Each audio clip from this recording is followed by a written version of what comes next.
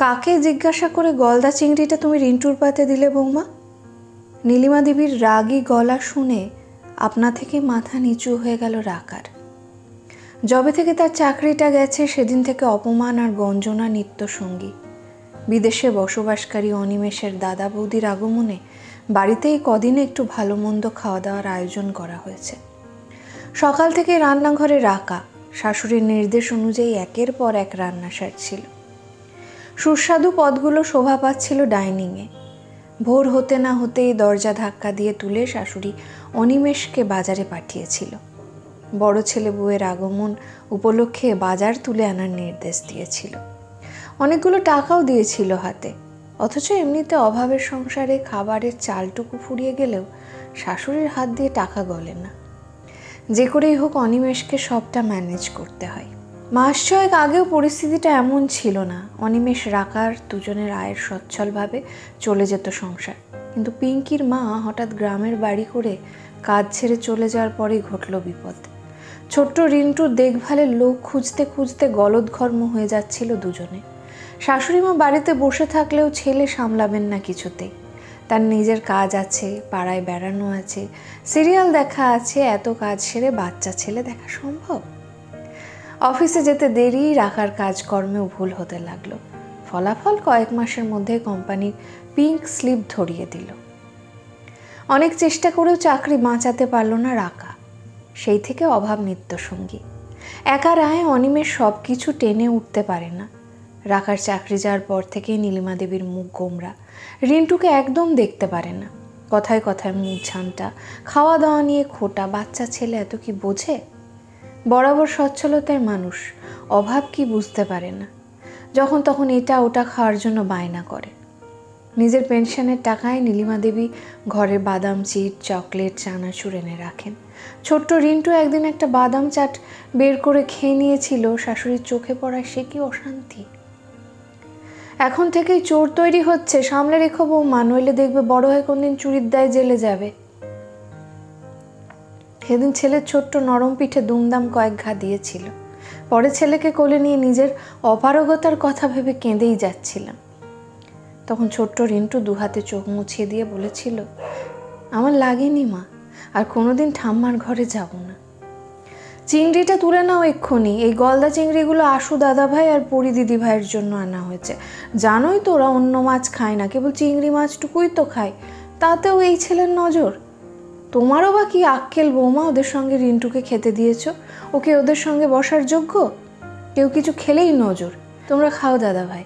সস্নেহে আশুর মাথায় হাত রাখেন নীলিমা। না না, ও চিংড়ি আর তুলতে হবে না, ওটা ওই রিন্টুই খাক বরং। না দিলে আবার আমার ছেলে মেয়েদের খাওয়ার দিকে নজর দেবে। দুদিনের জন্য দাদুর বাড়ি বেড়াতে এসে বেচারারা পেট খারাপে ভুগবে। ও চিংড়ি রিন্টুই খাক। আপনি তো আগেই ওদের সঙ্গে রিন্টুকে খেতে বসতে মানা করতে পারতেন। বিরক্ত মুখে বলে ওঠে অদিতি, রাকার ভাসুর বউ। কোনো রকমে দাঁতে দাঁত চেপে চোখের জল আটকে রাকা দেখল দরজায় অনিমেষ দাঁড়িয়ে, তার চোখ ভর্তি জল। আজ মা এভাবে ছেলেটাকে বলল, রিন্টুটা যে বড্ড চিংড়ি ভালোবাসে। কারোর ঠাকুমা যে নাতিকে এভাবে বলতে পারে রাকার তা জানা ছিল না। মনে মনে ভাবছিল কি অসহায় মা সে। ছেলেকে এক টুকরো চিংড়ি খাওয়ানোরও সাধ্য নেই তার। একসময় এই ভাসুর এলেই অনিমেষ দুহাতে বাজার করেছে, জমানো টাকা বের করে দিয়েছে রাকা। অদিতি দিদিভাইয়ের জন্য অফিস শেষে মার্কেট ঘুরে পছন্দসই ব্যাঙ্গালোর সিল্কটা কিনে এনেছে মুক্ত সেট। শুধু তাই কেন, শাশুড়ির জন্য কম করেছে রাকা। অফিস ফেরতা মাঝে মধ্যেই রকমারি উপহার নিয়ে আসতো। মাত্র 6 মাসের ব্যবধানের সম্পর্কগুলো কেমন ঠুনকো হয়ে গেল। কেটে গেছে সপ্তাহ 2। কালই কর্মক্ষেত্রে ফিরে যাবেন নিখিলেশ, অনিমেষের বড়দা। স্পেশাল বাজার করার নির্দেশ দিতে এসে নীলিমা দেখলেন ছোট ছেলের ঘরে গোছগাছ চলছে।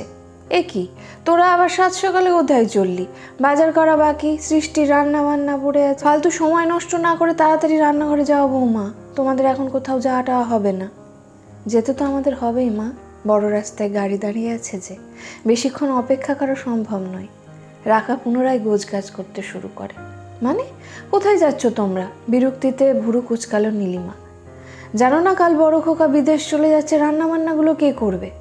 সে আপনি যা ভালো বুঝেন করে নেবেন, চাইলে বর্দি ভাইও আপনাকে সাহায্য করতে পারে।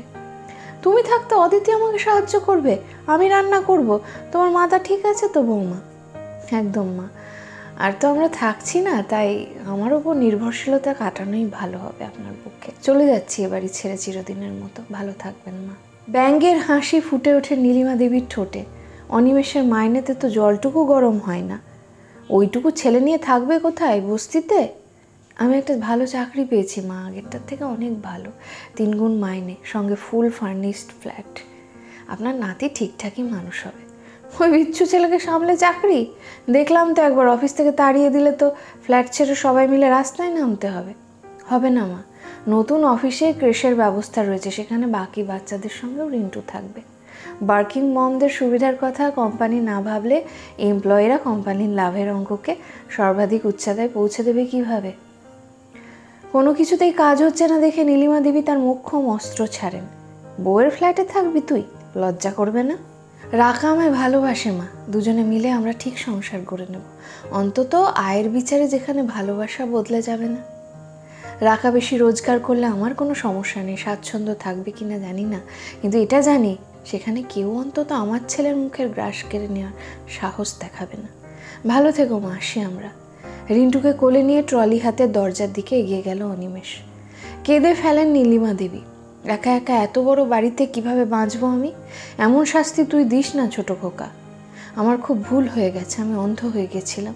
তুই তো জানিস বড় খোকারা নিজেরা নিজেদের নিয়ে ব্যস্ত, সে সংসারে আমার ঠাঁই নেই। গেট পার করে রাখা বলল, একা তো কি মা, একা নিয়ে আপনি কবে ভেবেছেন? আপনার তো পেনশন আছে, যার জোরে ওইটুকু বাচ্চা ছেলেকে চোর বলতেও আটকায় না আপনার। নিজের সাজানো দুনিয়ায় ভালো থাকবেন আপনি।